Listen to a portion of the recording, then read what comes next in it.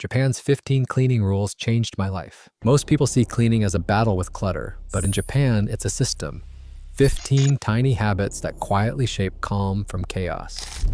Tokyo's population once doubled in a decade, forcing microscopic routines that now save hours and even lower stress hormones. What happens when you let these principles reshape your life, one habit at a time? Tokyo's population swelled from 3.5 million in 1940 to nearly 7 million by 1950. Families squeezed into tiny apartments where every square meter counted. In these close quarters, clutter wasn't just unsightly, it blocked movement, strained relationships, and turned daily life into an obstacle course. Japanese homes responded not with stricter discipline, but with smarter design. The answer was a system, not a struggle. This approach crystallized into the 5S method. Seri, sort, seiton, set in order, seiso, shine, seiketsu, standardize, and shitsuke, sustain. Each S is a quiet rule for living, born out of necessity. Seri asks you to clear away what you don't need. Seiton means everything has a logical home, so nothing is left to wander. Seiso urges a little cleaning every day, not just when chaos strikes. Seiketsu standardizes routines so the right action becomes the easy one. Shitsuke, the final S, is about making these habits stick without force. In post-war Tokyo, there was no room for, "I'll get to it later." The futon had to be folded each morning so the living room could become a dining area, then a space for work or rest. A single stray bag could block the only path between rooms. The system wasn't about perfection, it was about survival and flow. Maya, standing in her own cramped entryway, realized her frustration wasn't laziness or lack of willpower. It was a missing design, a gap in design that left her fighting the same battles every day. The Japanese 5S method didn't demand more effort. It offered a blueprint for peace, one small action at a time. Kaizen, the Japanese philosophy of continuous improvement, thrives on the smallest of changes. In practice, this means attaching a cleaning habit to something you already do, like wiping the sink after brushing your teeth or resetting a table before you stand up. These micro-habits, each taking less than 30 seconds, begin to stack up.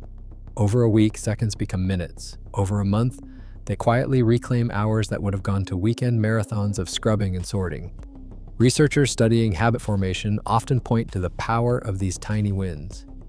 In one study, adults who paired short, automatic cleaning actions with daily routines found their overall cleaning time drop significantly, sometimes by nearly half.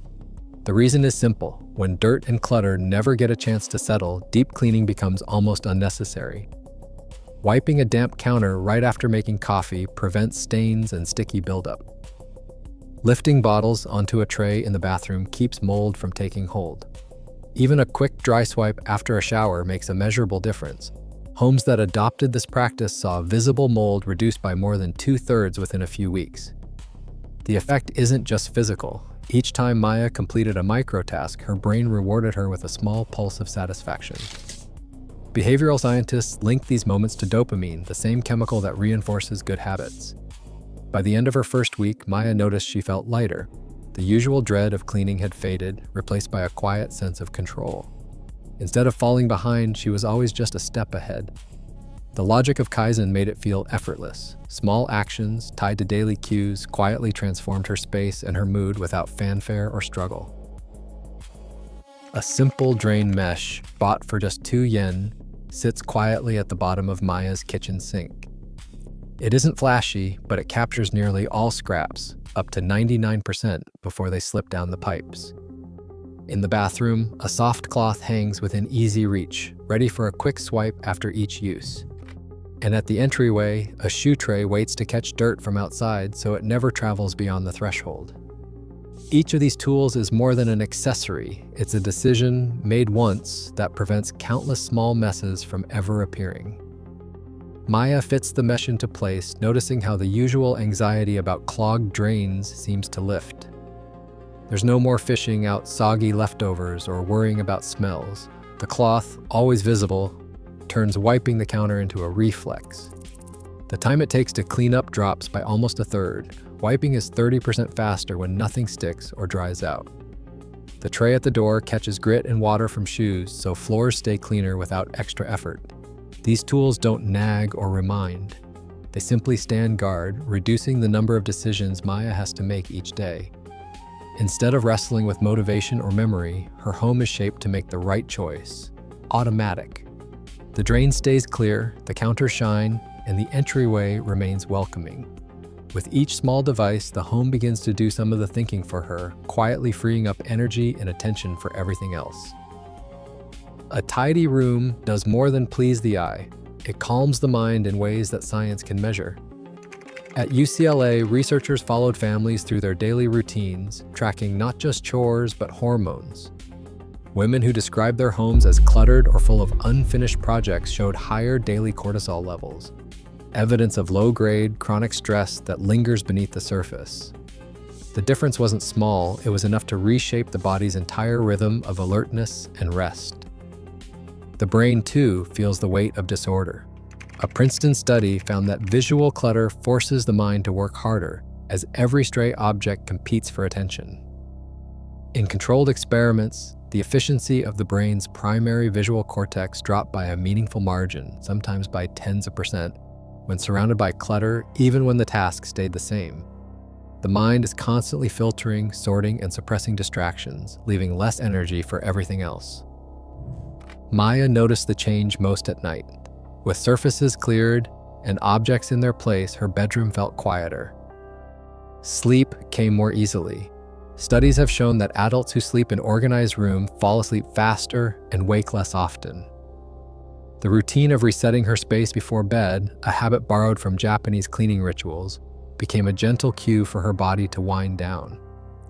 Calm wasn't just a feeling, it was a shift in her biology, a quieting of the background noise that once followed her into every room. In this new silence, rest felt natural, not hard-won. Every December, Japan pauses for Osoji, the Great Sweep.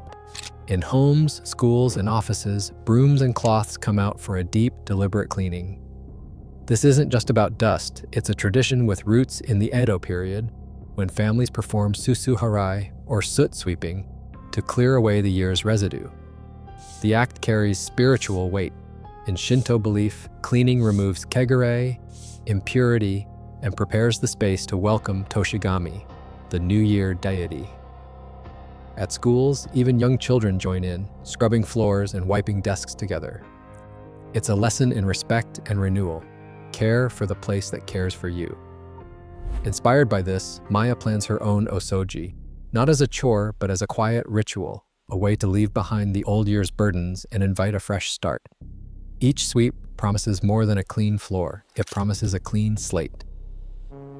In Kamakatsu, a small town in Tokushima Prefecture, every household sorts its waste into 45 separate categories, everything from bottle caps to old clothes.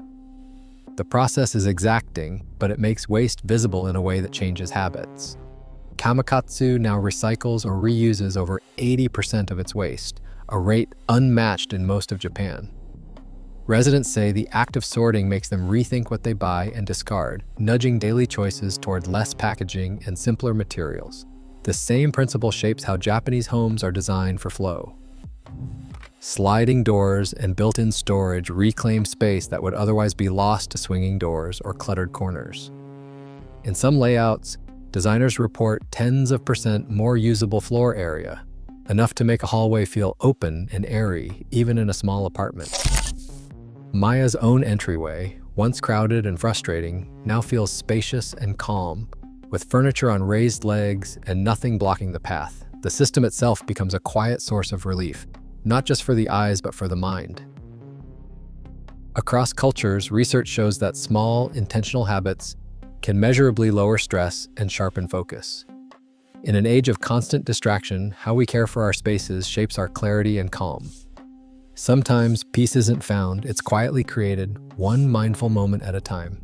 Share your thoughts below.